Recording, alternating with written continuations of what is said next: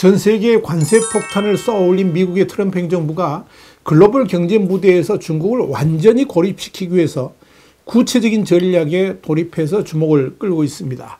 앞으로 진행될 70여 개국과의 관세 협정에서 미국이 관세율을 낮춰주는 대가로 이 중국과 거래를 끊도록 압박해서 중국 경제에 타격을 주겠다는 전략으로 조만간 이루어질 한국과의 협상에서도 이런 요구가 나오게 될 것으로 전망됩니다.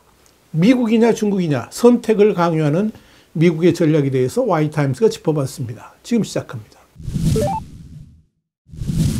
월저널은 현지 시간으로 16일자 지면에서 관세 전쟁을 책임지고 있는 스콧 베센트 재무장관이 무역 파트너들과 관세 협정을 타협하는 조건으로 중국과의 경제 관계를 제한하기를 원하고 있다면서 미국 정부가 이미 일부 국가와의 초기 협상에서 이런 구상을 거론했다.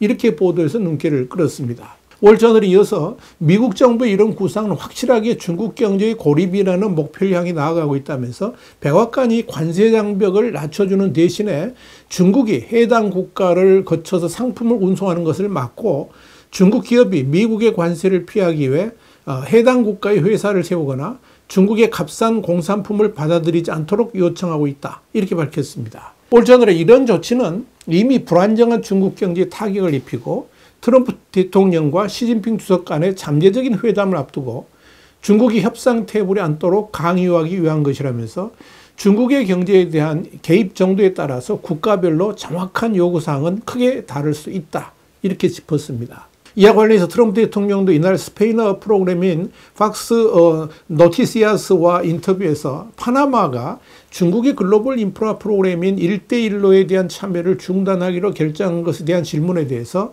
각국이 미국과 중국 쪽에서 선택하도록 하는 방안을 고려하고 있다. 그러면서 이 같은 전략을 추진하고 있다는 것을 시사했습니다. 월저널은 이런 중국 배제 전략은 스콧 베센트 장관이 지난 6일 플로리다에 있는 트럼프 대통령의 별장인 마라라고에서 열린 회의에서 이 아이디어를 트럼프에게 제안했다면서 베센트 장관은 미국의 무역 상대국을 압박하면 중국이 미국의 관세 장벽을 우회하는 것을 막을 수 있다며 이 같은 구상을 제안했다. 이렇게 밝혔습니다. 미국이 중국을 압박하기 위해 더 엄청난 계획도 구상 중인 것으로 보입니다. 바로 중국 경제를 고립시키기 위해서 미국 증시에 상장된 중국 기업을 퇴출하는 방안이 그것입니다. 여기에 대해서 미국의 인터넷 매체인 폴리티코는 현지 시간 15일 스콧 베센트 재무장관이 지난 9일 폭스 비즈니스 인터뷰에서 중국 기업의 미국 증시 상장 폐지 가능성과 관련해서 난 모든 게 테이블에 있다고 생각한다. 이렇게 말했다면서 도널드 트럼프 대통령의 우군이자 사업가인 케빈 오리어리도 지난 11일 폭스 비즈니스 인터뷰에서 상장 폐지가 중국이 협상 테이블로 오도록 압박하게 될 것이다. 이렇게 주장했다라고 보도를 했습니다. 폴리티코는 이어서 공화당의 릭 스콧 상원의원도 최근 폴 애킨스 증권거래위원회 위원장 지명자에게 보낸 서한에서 이 문제를 거론했다면서 그는 미국의 자본시장은 전 세계 기업에 비할 데 없는 자금 조달 기회를 제공해서 세계가 불허하지만 이 특권에는 책임이 따르는데 그중 핵심은 투명성과 우리 금융 공시 규정의 준수다. 이렇게 짚었습니다. 그렇기 때문에 이 중국 기업들이 우리 규정을 따르기를 거부하면서 계속해서 미국 자본에 대한 접근을 누린다는 게 걱정된다라고 주장을 한 겁니다. 그러면서 폴리티코는 트럼프 행정부가 중국 기업의 미국 증시 상장 폐지를 얼마나 진지하게 검토하고 있는지는 확실하지 않다면서 다만 이 구상이 다시 관심을 받는다는 사실은 미국이 중국과의 무역 전쟁에서 어떤 방식도 제외하지 않으려 한다는 점을 보여주고 있다. 이렇게 평가했습니다. 미국 의회의 초당적 자문기구인 미중경제안보검토위원회에 따르면 지난 3월 7일 기준 미국 증시에 중국 기업 286개가 상장돼 있고 이들의 총 시가총액은 1조 1천억 달러에 달했습니다. 폴리티코에 따르면 중국 기업의 상장 폐지를 추진할 수 있는 방법은 다양합니다. 미국 의회는 지난 2020년 미국 회계 기준을 준수하지 않은 중국 기업을 미국 증시에서 퇴출하도록 규정한 외국 회사 문책법을 제정한 바 있습니다. 이에 따라서 미국 회계당국의 감사에 2년 연속 제대로 응하지 않는 중국 기업을 상장 폐지할 수 있지만 시간이 걸리는 방법입니다. 더 빠른 방법으로는 트럼프 대통령이 국가안보 차원에서 행정명령을 내리는 방법이 거론됩니다. 중국 기업이 미국 증시에 상장할 때 사용하는 수단인 가변이익실체 VIE를 금지하는 방법도 있습니다. 중국 기업은 자국의 외국인 지분 소유 제한을 우회하면서 미국에서 자본을 조달하기 위해 이 수단을 써왔습니다. 그런데 미국 당국이 어떤 방법을 사용하든 간에 이 트럼프 행정부가 중국 기업의 증시 퇴출을 추진하게 되면 관세 정책으로 이미 불안해하는 금융시장이 더 요동칠 우려가 있기는 합니다. 그럼에도 미국이 중국을 완전히 배제하기로 하고 일시적으로 경제적 어려움이 닥치더라도 중국 경제를 글로벌 시장에서 완전히 배제시킬 수 있다는 점에서 미국 정부도 면밀히 검토하고 있는 것으로 판단됩니다. 만약 트럼프 행정부가 이 방안을 그대로 밀어붙인다면 논의가 진행되고 있다는 것 자체가 시진핑 주석에게는 엄청난 압박이 될 수가 있고요. 만약 그대로 시행된다면 중국 경제는 그야말로 쑥대밭이 될 수 있습니다. 그렇다면 시진핑 주석이 두 손 들고 미국과 협상 테이블에 앉을 수도 있다 하는 이야기입니다. 여기 대해서 주미 중국 대사관 루펑이 대변인은 폴리티코에 중국 기업과 중국 시장을 배제하면 궁극적으로 미국 자신의 경제 이익과 국제 신뢰성에 손해를 입히게 될 것이다. 이렇게 말을 했습니다. 그런데 눈여겨볼 점은 미국이 중국과 협상을 별로 서두르고 있지 않다는 겁니다. 도널드 트럼프 미국 대통령이 지난 15일 중국과의 무역 협상 관련해서 공은 중국 코트에 있다면서 중국은 우리와 협상을 해야 하지만 우리는 중국과 협상할 필요가 없다라고 말했습니다. 중국이 먼저 고개를 숙이고 협상 요청을 해와야 한다라고 주장한 겁니다. 그러나 정작 중국 측은 관세전쟁 전에 미국과 대화를 타진했으나 거부당했다고 말해서 그 진위가 궁금해집니다. 사실 여하에 따라 미국의 전략을 추론할 수 있기 때문이죠. 홍콩의 성도 일보는 지난 14일 중국 정치권 내부 소식을 주로 전하는 중국 관찰 코너에서 이번 관세전쟁이 시작되기 전에 중국이 추이텐카이 전 주미 중국 대사를 조용히 미국에 보내서 협상 기회를 모색했지만 대화가 성사되지 않았다면서 미국이 표면적으로는 추이 전 대사의 급이 높지 않다는 점을 문제 삼았지만 실제로는 근본적으로 대화할 생각이 없는 것으로 판단했다.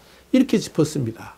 성도일보는 이어서 미국 당국이 극한의 압박을 가하려는 의도에서 값을 높여서 차이치 중국 공산당 중앙서기처 서기죠. 공식 서열로는 5위입니다. 이 차이치를 거명했다라고 설명했습니다. 성도일보는 중국이 설령 국무원 부총리이자 중미 경제 무역 선도인인 허리펑을 미국에 보내 소통하면 급이 충분히 높아진 것인가? 그랬다면 무슨 결과라도 있었을 것인가? 라고 질문을 던진 뒤에 답은 그렇지 않았을 것이고 오히려 미국의 기세를 높였을 것이다. 이렇게 주장했습니다. 성도일보는 그러면서 트럼프 일기였던 2018년 류허 당시 중국 부총리 지명자가 미국에 다녀온 뒤에 중국 양회, 그러니까 전국인민대표대회하고 중국 인민정치협상회의를 말하는 거죠. 이 양회에서 미중 양국이 무역전쟁을 벌이지 않을 것이라고 언급했지만 실제로는 얼마 안 가서 무역전쟁이 시작됐다는 점과 류허가 부총리가 된 뒤에 무역협상을 위해 다시 미국에 갔지만 모욕을 당하고 빈손으로 돌아왔었다는 점을 기억할 필요가 있다고 싶었습니다.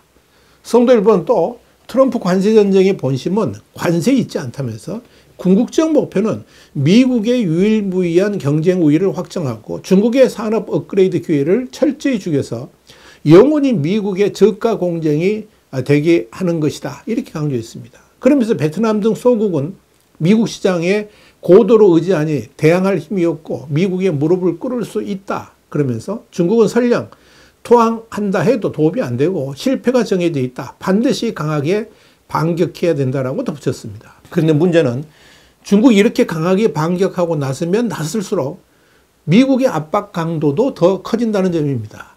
사실 시진핑 주석이 트럼프 대통령과의 정상회담을 회피하는 것도 앞서서 말씀드린 것 같이 트럼프 면전에서 개망신을 당할 수도 있기 때문이긴 하지만 결국 미국의 패권 전쟁을 선포했던 시진핑의 처절한 반성을 미국이 요구하고 있다는 점에서 시진핑마저도 선뜻 나서지 못하고 있다. 이렇게 보시면 됩니다.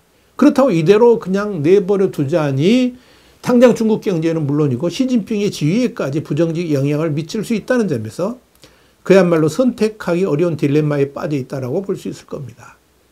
미국의 벤스 장관은 이제 일본을 필두로 한국을 포함한 핵심 우방국들과 관세 협상을 시작합니다. 여기에는 영국, 호주, 인도도 포함됩니다. 이들 국가들과의 협상 진행 과정을 보면 미국이 중국에게 원하는 일단을 추론해 볼 수는 있을 겁니다. 분명한 것은 미국이 중국을 향해 협상 카드를 먼저 던질 것으로 보이지는 않는다는 것입니다. 사실 시간적 여유도 미국에게 더 있습니다.